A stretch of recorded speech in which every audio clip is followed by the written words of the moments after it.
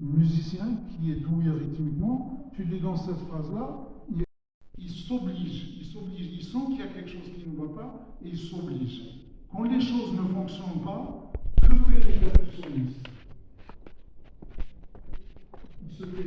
Il joue le rythme comme il voit ça. Mais il y a des rythmes dans la nouba tlemcenienne qui ne sont pas bons. Et voilà. C'est ce que j'appelle la non-intervention. Le Coran il dit que la femme elle prend la moitié de truc. Je me dis quand même la chose. C'est pas aussi simple que ça. Et en tout cas, j'ai osé poser cette question. Souvent la question elle est la musique classique, parce qu'il y a des respirations et, comme je l'ai dit, des silences. Et est-ce que vous pouvez m'expliquer où sont les silences? Question très très intéressante, à plusieurs titres. Respiration, sinon il n'y a pas de cinéma. Dans la musique, il y a des respirations. Elles sont tous. Donc ça crée une autre forme de respiration. Après, quand on aborde le chant, par exemple, il faut avantager par moment pour la respiration et pour qu'il n'y ait pas de coupure. Vous voyez, respiration, mais sans coupure, il faut avantager les nasales. Par exemple, je dis voilà.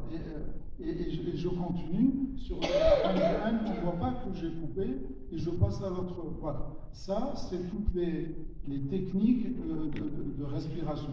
D'accord? Mais aujourd'hui, que les chanteurs, ils me coupent à chaque 4 mesures, ce n'est plus des respirations, c'est des tics. Hein? C'est la phrase musicale qui m'impose comment je dois chanter et là où je dois tenir. Mais ça demande du travail. Voilà, et ça demande du travail. Et ça aussi, c'est un petit peu, comment dire, un petit peu téméraire de ma part. Il faut absolument qu'on fasse le nécessaire pour sortir notre musique de l'amateurisme et passer vers une vraie professionnalisation de cette profession, de cette noble profession. Je le dis souvent, n'est pas professionnel celui qui vit de la musique. Le professionnel, celui qui a la formation qui le distingue de l'amateur. C'est l'école d'Alger et l'école de Tlemcen. Mais dans tout ce que tu es en train dans la Nouba Meyer par exemple, ça me parle. Dans la musique, il y a un côté mystique, qu'il y a une roh, qu'il y a une lame. Et moi, je trouve que c'est dans la logique, tu vois, ça me parle, c'est pas moche. On m'a proposé, j'ai eu l'occasion de connaître entre guillemets, des musicologues, mais ça n'allait pas, ça ne me touchait pas. Je voyais pas, je dis que la musique, je la ressentais pas. Et là, pour le moment, il y a autre chose aussi, tu as parlé du noyau, de l'ADN. Et moi, je pense que cette musique, bon, je vais peut-être dans la réincarnation, dans des trucs un peu bizarroïdes, mais cette musique nous parle, elle a déjà existé dans un autre monde, et elle nous élève. Le grenade a été un choc énorme. Ce choc énorme ne pouvait pas ne pas toucher les poètes maghrébins et les musiciens maghrébins. C'est impossible. Il faut juste se remettre un petit peu dans le cadre. La Dawlat al-Mouahidine, c'était l'Andalousie avec une grande partie du Maghreb. Donc les échanges étaient permanents. Mais nous avons, et ça on n'y peut rien, nous avons le témoignage de Mohamed Tifachi qui nous montre que ce qu'il jouait dans les cours princières, etc., c'était de la musique qui avait un lien direct avec la cour abbasside. Ça, il n'y a pas l'ombre d'un doute. Après, je l'ai, je crois, assez bien démontré, que les différences déjà entre les trois pays, elles sont énormes. C'est-à-dire même s'ils ont, il y a des textes, pas énormément de textes, mais il y a des textes qui sont communs. Le compositeur, il est dans une démarche volontaire d'un certain côté, et il y a des choses qui le dépassent, ou qui le traversent, tout simplement. Il y a Asafi ala Mamada, je veux dire, on ne peut pas prendre un compositeur, quelle que soit l'endroit où il vit qui ne peut pas être touché par ce poème. Et donc il écrit une mélodie sur ce texte-là. Sur ce texte-là, il peut être marocain, il écrit, il peut être syrien, il écrit, etc. Ce qu'il a vécu, et doublement, parce que Kelsoum est venue le voir, elle a vu qu'il était doué, elle a dit à son père, laissez-le, on va le former, musicalement parlant. D'accord?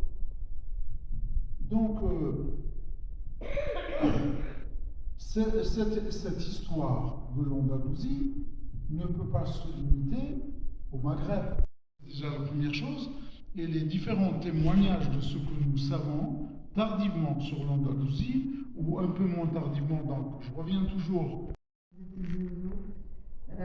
D'abord, M. Gervas et les autres musiciens aussi qui sont d'Alger d'ailleurs. Très belle opportunité pendant ces 5 jours d'apprendre justement. La formation, comme vous venez de le dire, c'est vrai que c'est le plus important. Et peut-être qu'il nous offre cette belle possibilité pendant cette semaine. J'espère que tout le monde va, que les musiciens et les artistes vont pouvoir profiter de cette belle occasion. Je salue la présence de nos adhérents, animateurs, enseignants au niveau des ateliers. Je vois Ali Wassel, je pense que celui qui était là tout à l'heure. Voilà, il faut vraiment profiter de cette belle occasion. Encore une fois, merci à tous. Je souhaite aussi que l'association Malaouia renaisse à Tizi-Ouzou, parce que c'est une très belle association qui a fait un beau parcours également. Où la Malouche, vous êtes là. Parce que je pense que vous n'avez pas le droit de lâcher comme ça toute une histoire de cette belle association, mais aussi il y a Maître Ahmed Rahman.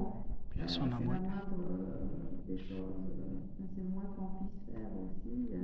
C'est vrai que nous lui avions rendu hommage de son vivant, mais la plus belle manière de rendre hommage à des maîtres comme lui et à nos artistes, c'est de continuer, c'est de persévérer, c'est de transmettre le savoir, et c'est de porter haut notre musique. Et moi, je suis contente de ce que vient de dire. Moi, j'avais appris beaucoup de choses.